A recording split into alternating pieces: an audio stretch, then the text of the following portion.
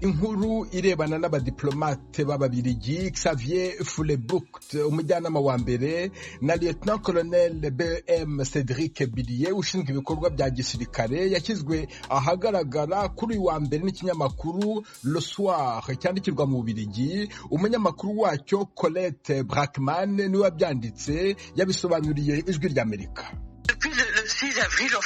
Kuva ku itariki ya 6 cyangwa iya 7 bahise bamenyeshwa n'u Rwanda ko bakwiye gusubira iwabo, ariko ntibyashobotse kubera gahunda ya guma mu rugo, ku buryo bashoboye kuhava kwa 6.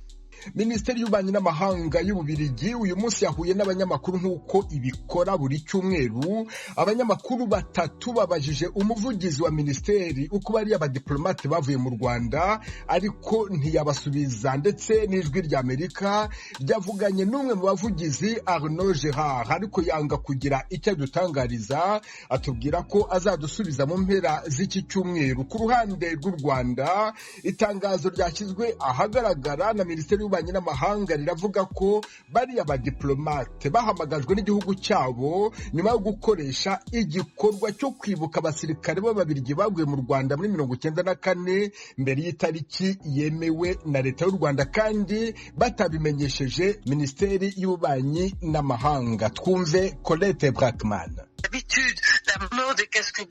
Ubusanzwe kwibuka Ababirigi bikorwa ku itariki ya 8 z'ukwezi kwa 4. Muri iyo mihango amabendera arurutswa ndetse n'abategetsi b'u Rwanda bakabyitabira, ariko uyu mwaka babishyize ku itariki ya 6, itariki ikurura impaka zitemerwa na leta y'u Rwanda. Itangazo rya Minisiteri y'Ububanyi n'Amahanga y'u Rwanda rivuga ko nyuma y'uwo muhango leta y'u Rwanda yagaragaje ko itabyishimiye. Leta y'Ububirigi ifata icyemezo cyo kubahamagaza, ariko umunyamakuru Colette Brackman avuga ko hashobora kuba hari izindi mpamvu zatumye Lieutenant Colonel BM Cédric Billier wari ushinzwe ibikorwa bya gisirikare asubizwa mu gihugu cye. La nervosité de Kigali s'explique peut-être, mais c'est une hypothèse, par la prochaine publication d'un rapport de l'ONU. Iriya myitwarire ya Kigali yabiterwa hanini n'ibyo ntekereza n'itangazwa ritegerejwe rya raporo ya ONU izerekana ko ingabo z'u Rwanda zagiye muri Kongo mu mezi ashize, aho zambara imyambaro y'ingabo za Kongo cyangwa se ziri mu bikorwa bya gisirikare bidasanzwe zigahiga abarwanyi b'umutwe wa FDLR. Ku bwanjye ni raporo iteye impungenge i Kigali, ku buryo hakwiye kwibazwa niba uriya mudiplomate ushinzwe ibikorwa bya gisirikare ataragize uruhare mu gutanga amakuru yakoreshejwe muri iyo raporo, kandi rero byaba bijyanye n'akazi ashinzwe, akaba rero yatanze amakuru. Ibi Colette Brackman atekereza yanadutangarije ntaho bigaragara mu itangazo twahawe na leta y'u Rwanda. Mbere y'uko dutangaza iyi nkuru twagerageje kuvugisha umuyobozi mukuru ushinzwe Uburayi, Amerika n'imiryango mpuzamahanga muri Minisiteri y'Ububanyi n'Amahanga, Ambassadeur Guillaume Kavaruganda ntiyitaba telefoni yacu. Iyo Ijwi ry'Amerika ribasha kumubona twari kumubaza niba ibyo Colette Brackman akeka ko ariyo yaba ariyo ntandaro yo gusezera abadiplomate b'Ababirigi byaba bifite ishingiro. Amakuru yo hirya no hino muri Amerika, perezida waho Donald Trump yatangaje ku munsi wa 2 ko inteko za Amerika zotegerezwa kwihereza amabarabara yo mu gisagara ca New York guhagarika uruhagarara, mu gihe abategetsi mu bice bitandukanye by'igihugu bari biteguriye irindi joro ry'imyerekano ku bijanye n'urupfu rw'umunyamerika w'umwirabure George Floyd ku munsi wa mbere w'indwi irangiye. Muri ico gihe umusenyeri mukuru wa Eklezia Katolika mu gisagara ca Washington DC Wilton D. Gregory yaranebaguye yivuye inyuma kuba perezida wa leta zunze ubumwe za Amerika Donald Trump yagiye mu kibanza gihezagiye ca mutagatifu Yohani Paulo wa kabiri muri ico gisagara ku munsi wa mbere ku muhingamo. Ivyo mu gihe imyerekano yariko ibandanya mu gihugu cose. Umusenyeri mukuru Wilton D. Gregory yatangaje ko perezida Trump yakoresheje ico kibanza mu nyungu ziwe bwite za politiki. Yatangaje ko ari ibintu bisiga ubwenge kandi bigayitse. Mwitangazo yasohoye imbere yuko President Trump agendera ikibanza gihezagiye St. John Paul II National Shrine, uyu musenyeri mukuru yatangaje ko ingingo yiwe kuja muri ico kibanza iciye kubiri n'ivy'amadini agenderako. Yatangaje ko abakatolika botegezwa guharanira uburenganzira bw'abantu bose. yiyamirije kandi ingufu z'umurengera zakoreshejwe n'igipolisi mu gushwiragiza abari mu myiyerekano hanze y'ibiro vya perezida Maison Blanche ku munsi wa mbere. Izo nguvu zakoreshejwe kugira birekurire perezida Trump kugendera isengero rya St John Paul mu gisagara ca Washington DC, aho yerekanye Bibiliya mu minwe yiwe imbere y'abamenyesha makuru. Naho umuyobozi nshingwabikorwa w'ishirahamwe rijejwe gukingira abamenyesha makuru kw'isi, Comité pour la protection des journalistes, CPJ mu mfunyapfunyo mu gifaransa, Joel Simon, mu byo yanditse vyasohotse mu kinyamakuru Columbia Journalism Review, yatangaje ko amajambo perezida wa Amerika Donald Trump akoresha atyoza itangazamakuru yagize ingaruka mbi. Yariko yishura ku bitero vyakozwe ku bamenyesha makuru bariko bakurikirana imyerekano mu bice bitandukanye vya Leta Zunze Ubumwe za Amerika mu mpera z'indwi irangiye. Simon yavuze ko ikoreshwa ry'uburyo bw'igisirikare ry'igipolisi mu gihe kiba kiriko gikora akazi kaco mu bice bitandukanye vy'igihugu no kugena igitigiri gitera ciyongera c'abari mu myerekano berekana ko badakunda abajejwe umwuga w'itangazamakuru, vyatumye gukurikirana imyerekano kibi gikorwa gishobora kubaviramwo ibibazo bishobora kugeramira bikomeye ubuzima bwabo.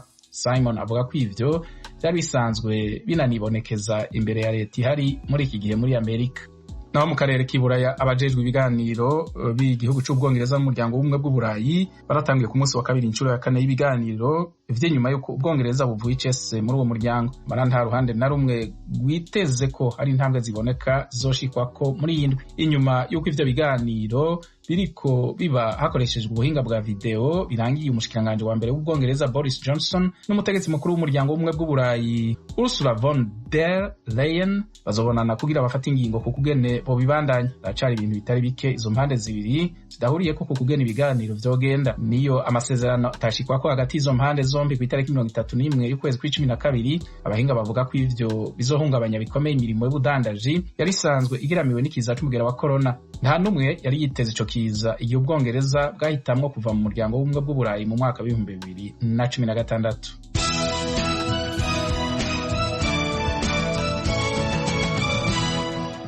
Tuve mu karere k'iburaya tuze muri Afrika. Igihugu ca Sudani carahije ku munsi wa kabiri umushikiranganji mushasha ajejwe kwivuna abansi Major General Yasin Ibrahim Yasin. Ivyo bikozwe amezi abiri nyuma y'uko wahoze ajejwe amabanga General Gamal al-Din Omar apfuye, yahitanywe n'umutima mu gihugu ca Sudani yo mu manuko mu kwezi kwa gatatu. Ivyo bibaye mu gihe ari cuka kibi hagati ya Sudani na Ethiopia. Major General Yasin Ibrahim Yasin yari yafashe akaruhuko ko mu zabukuru. Umushikiranganji wa mbere wa Sudani Abdallah Hamdok n'umucamanza mukuru w'igihugu Neamat Abdullah bari mu birori vyo kurahira kwiwe vyabereye ku mugwa mukuru Khartoum.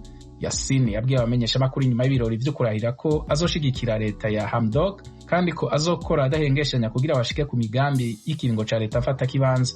Hari igitero cabereye ku rubibe ivyo bihugu bibana cikekwa ko cakozwe n'abagwanyi bashigikiye igisirikare ca Ethiopia. Naho muri Uganda Yoweri Museveni yatangaje ku munsi wa mbere ko igihugu ciwe kizotakaza umuriyaridi n'imiliyoni amajana 600 y'amadolari ku mwaka y'amafaranga caba kironka avuye mu gisata c'ingenzi. Ivyo bizoba bitewe n'uko ingenzi zitakiza mu gihugu kubera ingaruka z'ikiza c'umugera wa corona. Isata c'ingenzi ni kimwe mu bisata bikomeye cyane vy'ubutunzi bw'igihugu. Ingenzi ziza muri Uganda kuraba inyamaswa z'ubwoko butandukanye harimwo intare, giraffe, imbogo hamwe n'izindi nyamaswa. Izindi ngenzi ziza kuraba inguge nini zitwa gorille mu rurimi rw'igifaransa mw'ishamba riri mu manuko bushira uburengero bw'igihugu ni ku rubibe na Repubulika ya Demokarasi ya Kongo n'u Rwanda. Muri Ethiopia abajejwe gukingira inyamaswa batangaje ko inzovu 6 zishwe ku munsi umwe mu ndwi iheze n'abahiga inyamaswa batabifitiye uruhusha.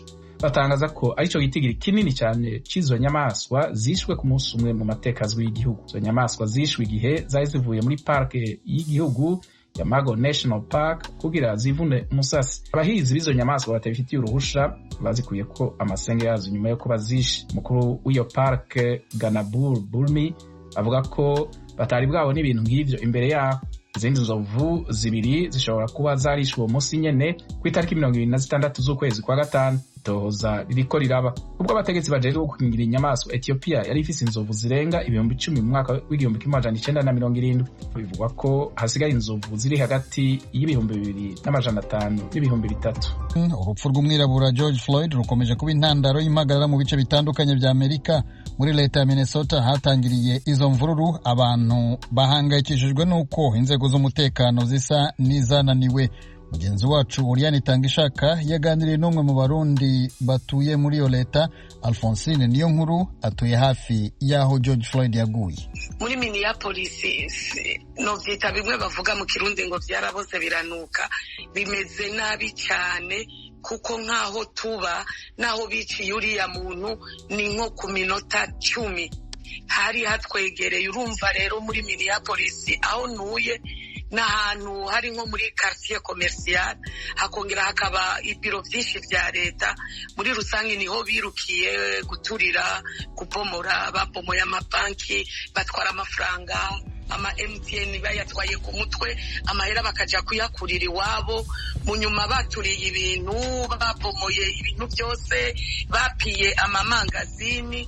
Ikintu baciye bakora haciye habyukamwo imigwi ibiri irashamirana y'abazungu n'abirabure, baca bashiramwo n'ibintu by'amoko, bisobanurwa ngo baraje barahagwaniye cyane. No kunzi wacu barahageze, mugabo Imana yarakinze kuko ni bibi cyane. Dufise n'ubwo beje umunsi wose nta n'umwe yigeze ava mu nzu, n'umwana ntiyasohotse. Numvise ko vyacureshe, mugabo ubu bungururije ahandi. Biboneka ko iwacu ibyo bari bakeneye gusambura no kubomora no guturira byaraheze, bagenda bunguruza. Muri rusange isi byiza. None nk'uko bivuze, inyubako zirugaye, ibiro ntibikora, amaduka ntariko aradandaza, hoho murashobora kuja ku maduka n'ibindi, canke ubuzima bwahagaze nk'uko bwari busanzwe bwarahagaze kubera iki kiza ca coronavirus? Murakoze cyane. Byari bisanzwe, bari baravyugaye, hagakora novuga ko ari amasoko manini y'ivyo kurya harimo na farumasi, nibyo byari byarasigajwe na leta. Ahasigaye hari utuntu duto bari batwugaye. Rero ubu siko vyagenze, abantu bose bari hanze, nta n'ukivuga korona yaraheze. Ubu sinzi nuko bayigwaye nuko batayigwaye, byaraducanze. Icyo bakoze, twabonye imigwi iza kubomora nayo amamagaze yugagwa kera na leta, baraje barabomora nayo amasoko manini basikaje, barapiye ibintu byose. Ubu ibintu byose bihagaritswe nuko atakintu kirimo, nta kintu kirimwo. Ibiro vya leta baragerageje kubomagura, ibindi baraturira, amasitasiyo barabomagura, baraturira. Ubu ushobora kugenda urugendo rw'isaha canke isaha n'igice urondera esansi kuko barugaye. Imicungararo turimo esansi zose barazugaye, izatomboye ntiziturirwe, izasigaye baciye baziduroka, ubu ntiziriko zirakora. None abanyagihugu nka bamwebwe mutari muri iyo myiyerekano, musabiki inzego z'umutekano, musabiki intwaro muri ako karere, muri Minnesota muri rusange? Muri Minnesota muri rusange turiko dusenga Imana, kuko nibuka ko nka hirya y'ejo bacamiranye, bashizemo ibyo kuvuga ngo abanabirabure abanabazungu reka turasane. Twaragerageje guhamagara polisi kuko barasira iwacu muhira, twarumva begamira inzu, twarumva amabari perdi agira byari ibintu biteye ubwoba. Twarahamagaye polisi, yarase kutwitaba, batubwira ngo murakoze kubitumenyesha. Undi mwanya baranka kwitaba. Urumva, kugira ngo dusaba abajeje umutekano, ubu nabo bacanganyikiwe. Icyo dukoze umwe wese ariko asenga Imana yiwe, kuko polisi yihamagaye biza, nabo bababonye barahunga, kuko urabizi ufise igiciro umuriro kandi aribo babibihereye. Biragoye, nawe dufise turirira no gusenga Imana muri rusange. Alphonsine Niyonkuru ngaho mu ntara ya Minnesota, ndabashimiye cyane ku kanya muhaye ijwi rya Amerika. Turacyari muri Leta Zunze Ubumwe za Amerika. Nanone kuri iyo nkuru, hashize icyumweru umwirabura George Floyd yitabye Imana, abaturage bakaba bakomeje imyigaragambyo mu gihugu hose batitaye ku mategeko y'umukwabo. Nibyo Thomas Kamilindi akomeje kudukurikiranira mu kiganiro Americana. Nk'uko ibitangazamakuru byo muri Leta Zunze Ubumwe za Amerika binyuranye bibivuga, nka televiziyo CNN, abayobozi b'imijyi byibura 40 yo mu gihugu hose, harimo n'umurwa mukuru w'igihugu Washington DC, bashyizeho amategeko y'umukwabu abuza abantu gusohoka mu ngo zabo guhera ku mugoroba kugera mu gitondo. Nyamara ntibyabujije abaturage gukomeza imyigaragambyo hirya no hino mu ijoro ryakeye ku munsi wa 7 wikurikiranyije. Nko mu mujyi wa New York, imyigaragambyo yaranzwe no kumenagura amazu no gusahura. abantu amagana bamaze gutabwa muri yombi mu gihugu hose. Abapolisi benshi barakomeretse mu mijyi itandukanye, barimo 4 bakomerekejwe n'amasasu mu mujyi wa St. Louis muri leta ya Missouri mu burengerazuba bwo hagati bw'igihugu. Imyigaragambyo yakoze no ku banyamakuru barimo bayikoraho akazi kabo.